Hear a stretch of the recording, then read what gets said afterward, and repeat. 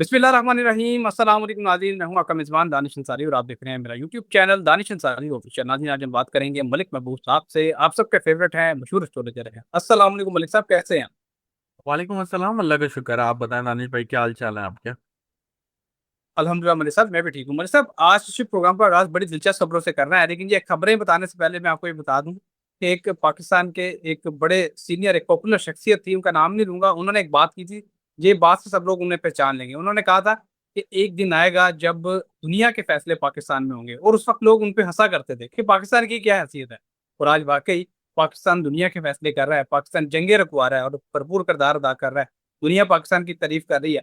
Field marshal Asim Munir जो हैं, वो ईरानी फौज के खातमुल अंबिया हेडक्वार्टर आज गए।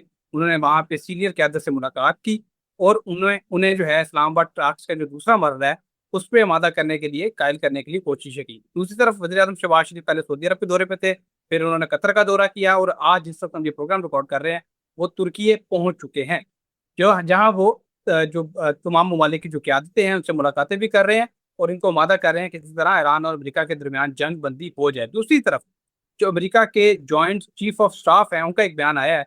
उन्होंने कहा है कि अमेरिकी फौज एक लम्हे के नोटिस पे ईरान पर दोबारा हमले शुरू कर सकती है। सर, एक तरफ पाकिस्तान भरपूर कोशिशें कर रहा है मुज़ाकरात करवाने की, जंगबंदी करवाने की, दुनिया को एक टेबल पे लाने की। दूसरी तरफ जो है अमेरिका के जॉइंट चीफ ऑफ स्टाफ कह रहे हैं कि एक लम्हे के नोटिस पे हम दोबारा जंग शुरू कर सकते हैं। आइंदा आने वाले दिनों में आप हालात किस तरफ जाते देख रहे हैं? क्या टेबल टॉक होगी या फिर जंग दोबारा शुरू होगी? तो दानिश भाई, हालात ऐसे हैं कि मैंने आपको पहले भी बताया था, 20 तारीख तक या 20 के बाद भी अगर कोई मुआहदा होता है वो टेम्परेरी ही होगा।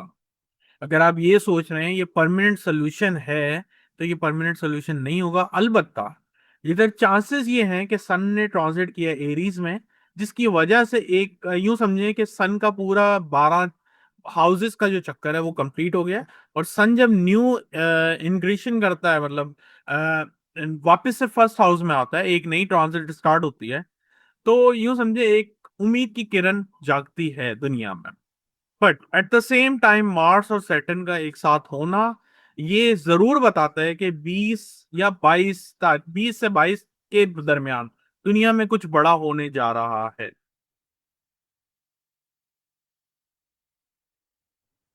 Okay sir. अच्छा सर, एक इम्पोर्टेंट खबर है, और आज की सबसे बड़ी खबरों में उसको हम कह सकते हैं कि ये खबर है। डोनाल्ड ट्रंप ने ऐलान किया है कि लेबनान और इसराइल के दरमियान 10 रोज़ा जंग बंदी हो चुकी है, इस पर इतफाक हो चुका है। सर, इसका मतलब ये है कि वहाँ पे आम सिविलियंस जो हैं, अब वहाँ पे उनकी डेथ नहीं होगी या इस तरह की खबरें सामने नहीं आएंगी। लेकिन सर, हमने देखा है कि जब भी इसराइल के साथ कोई मुआहदा होता है तो इसराइल की तरफ से इसके खिलाफ वर्दी लाजमी की जाती है। क्या वाकई आप देख रहे हैं कि 10 दिन अब जंग बंदी रहेगी? क्या इस खित्ते में जंगबंदी वाकई आपको दिखाई दे रही है अगले 10 दिन में, या सितारे कुछ और बता रहे हैं? लेकिन मैंने अभी आपको बताया टेम्परेरी पॉज जरूर नजर आता है, लेकिन परमानेंट पीस नहीं है। ये बात आप जहन में रखिएगा। और ये सब कुछ क्यों हो रहा है? क्योंकि मैंने आपको इस महीने के इस आगाज में बताया था कि आने वाले दिनों में अमेरिका इसमें से निकलना चाहता है बाय हुक और क्रुक। और वो यही कोशिश कर रहा है और करता रहेगा कि समहाउ जो उनसे गलती हो गई है, एक जो इन्होंने महाज का आगाज किया था, उसमें से वो किसी तरह निकले। क्योंकि आने वाले दिनों में ट्रम्प का टाइम अच्छा नजर नहीं आता और मुझे लगता है वो स्टेप डाउन हो जाएगा। Okay sir. अच्छा सर, हमारे जो हमसाया मुल्क है इंडिया और अफगानिस्तान, इनकी तरफ से भरपूर कोशिश है कि जो दूसरा मरहला है इस्लामाबाद टॉक्स का, वो किस तरह नाकाम हो जाए। पहले मरहले को तो खुफिया रखा गया था, खबरें भी ब्रेक नहीं की गई थी, अचानक ऐलान किया गया और अचानक ही अमेरिका के वाइस प्रेसिडेंट प्रेसिडेंट जो है वो पाकिस्तान आ गए। बातचीत की गई, कई चीज़ों पर इतफाक किया गया। लेकिन ये दूसरा मरहला जो है, इसका ऐलान पहले ही कर दिया गया है। क्या इसको खुदा ना खास्ता सबोताज करने की, इसको रोकने की हमारे हमसाए ममालिक की तरफ से कोई कोशिश की जा सकती है? तो खुदा ना खासा कोई ऐसा महाज, कोई दहशतगर्दी का इवेंट ऐसा पाकिस्तान में आपको होता दिखाई देता है? देखिए, अगर पाकिस्तान की बात करें तो उधर कुदरती आफात और इस तरह के कॉन्फ्लिक्ट बहुत ज्यादा एक्टिव हैं टिल 15 मई। लेकिन एग्जैक्टली अगर आप कहें पाकिस्तान में, तो ऐसा लगता है कि ये पूरा खित्ता अभी डिस्टर्ब रहेगा। पाकिस्तान की बात मुझे जरा कमजोर लगती है। मुझे नहीं लगता कि ये कोशिश जरूर करेंगे लेकिन नाकाम रहे। Okay sir. अच्छा सर, इस वक्त जो पूरी दुनिया में एक डिप्रेशन की सूरत हाल है, लोगों को नौकरियों से निकाला जा रहा है, तनख्वाहें कट की जा रही हैं, जो दफातर हैं, जो दुकानें हैं, मार्केट्स हैं दुनिया भर में, वो टाइम से पहले बंद की जा रही हैं। लोगों को बहुत ज़्यादा नुकसान हो रहा है। अब मेरे से लोग कमेंट सेक्शन में ये सवाल बार बार कर रहे हैं, वो ये पूछ रहे हैं कि ये सिलसिला कब तक जारी रहेगा, क्या इसका कोई इख्तिताम भी है, या फिर अब साल 2 साल तक अब यही चीज़ें चलती रहेंगी? क्योंकि कई जो फाइनेंशियल एक्सपर्ट्स हैं वो ये कह रहे हैं कि दुनिया के लिए इस क्राइसिस से निकलना बहुत मुश्किल है, काफ़ी अरसा लग जाएगा इसको। आप क्या देख रहे हैं, सितारे क्या बता रहे देखिए, सितारे तो बता रहे हैं कि हम second phase of world war में चल रहे हैं।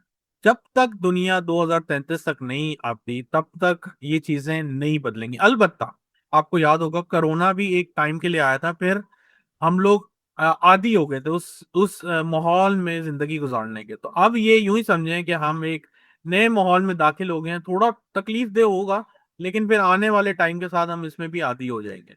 लेकिन अगर आप ये बोलें बैक टू पवेलियन, या वापस जैसे हालात जैसे शुरू में हम लोग आराम से जिंदगी गुजार रहे थे, कोरोना के बाद जिस तरह चेंजेस आए हैं, इस जंग के बाद भी आपको इसी तरह के चेंजेस अपनी जिंदगी में लाने पड़ेंगे। हमें नहीं लगता कि आने वाले दिनों में, स्पेशली जहां तक मैं देख रहा हूँ सितारों की पोजीशन, कोई भी चीज नॉर्मल होने वाली है। बैक टू नॉर्मल नजर नहीं आता, ये न्यू नॉर्मल होगा हमारे लिए। हैं? Okay sir. अच्छा सर, स्टॉक मार्केट्स जो हैं वो क्रैश कर गई हैं, कई जो बिजनेस करते हैं लोग, जो इन्वेस्टमेंट करते हैं, उनका भी ये सवाल है कि ये स्टॉक मार्केट में क्या ये इन्वेस्टमेंट करने का अच्छा वक्त है? क्योंकि कई दफ़ा हमने देखा है कि क्राइसिस के टाइम जो लोग इन्वेस्टमेंट कर देते हैं, मुनासिब पैसों में कर देते हैं, वो आगे जाके बहुत बूम मिल जाता है उन्हें। क्या लोगों को इस टाइम कोई इन्वेस्टमेंट करनी चाहिए, या अपना हाथ खोला ही रखना चाहिए, रोक के रखना चाहिए? सर, स्टॉक में तो मैं आपको इस साल के बल्कि पिछले साल से बोलता हुआ आ रहा हूँ, स्टॉक मार्केट जो है ना एक लिमिट से ऊपर नहीं जा रही है, और वो वहीं पे टच करके थोड़ा सा नई न्यू हाइट बना के वापस रिवर्स कर जाती है। तो मुझे नहीं लगता स्टॉक मार्केट में फिलहाल इन्वेस्टमेंट करनी चाहिए। करने हैं आप कमोडिटीज में करें, वो अच्छा रहेगा, लेकिन फिलहाल स्टॉक्स बहुत डेंजरस है, बहुत ज्यादा डेंजरस है। और सर गोल्ड के वाले से क्या बताएंगे आप? जी, यही बताया मैंने आपको, कमोडिटीज में गोल्ड सिल्वर ये अच्छी प्राइस में अगर आपको मिले। अब तो ये बहुत ऊपर आ गई है, ये पिछले दिनों में 4100 पे कहीं पे खड़ी हुई थी, जब ऑयल बहुत ऊपर जा रहा था। तब भी लोग मुझसे पूछते थे कि क्या ये सेफ है, तो मैं आपको कंटिन्यूसली एक ही बात करता आ रहा हूँ, इसमें आप सेफ हैं। शायद ये 1-1.5 साल में अगर ये गोल्ड 3500 तक आ जाए तो ये आपकी लॉटरी होगी। उस वक्त बाय करना आपकी लॉटरी होगी। अगर 3500 तक कभी ये टच कर गया, हो सकता है हम लोगों का वीलॉग आगे पीछे हो जाए कभी भी, लेकिन ये मैं एक है आपको अंदाजा बता रहा हूँ, 3500 3800 ये बहुत जबरदस्त प्राइस होंगे इसको बाय करने के लिए।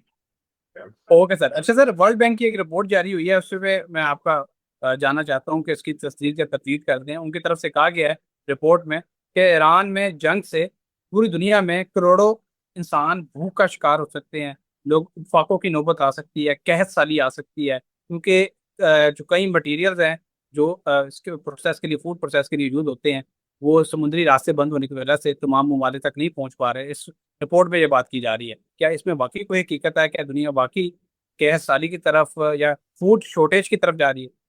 फूड शॉर्टेज नजर आता है। ये आपको जब इक्लिप्स लगा था 3 मार्च का लूनर इक्लिप्स, तब मैंने आपको ये बातें कही थी, पानी, फूड और ये जो मवासला आता है, ये सारी चीजों में एक ब्लॉकेज आती भी नजर आ रही है। लोगों के अंदर टेंशन डिप्रेशन बढ़ेगा, और आप देख लें वो मार्च के बाद से जो महीना शुरू हुआ है, लोगों की तनख्वाहें या ले ऑफ बहुत कुछ चलता रहा है, वहां से अभी तक चल रहा है इनफैक्ट। तो इसके बहुत ज्यादा इम्कान है। फूड हो गया, पानी हो गया, एनी रिलेटेड टू लिक्विड, आपकी मेंटल एंजाइटी, ये सब चीजें जो हैं बहुत ज्यादा एक्टिवेट है अभी, और ये रहेंगी अगस्त सितंबर तक, जब तक न्यू इक्लिप्स नहीं लगता। ओके, बहुत शुक्रिया सर, आपने अपने कीमती वक्त में से कुछ वक्त निकाला और इतनी जबरदस्त प्रोडिक्शन हमारे साथ शेयर की। हमारे नाज़रीन का शुक्रिया। कमेंट्स करते हैं, फीडबैक देते हैं, अपना फीडबैक हमारे साथ शेयर करते रहा करें। इंशाल्लाह नेक्स्ट प्रोग्राम में ऐसे ही दिलचस्प टॉपिक है दोबारा पेश होंगे। अगली वीडियो तक के लिए मुझे और मलिक महबूब साहब को इजाज़त दीजिए। अल्लाह हाफ़िज़।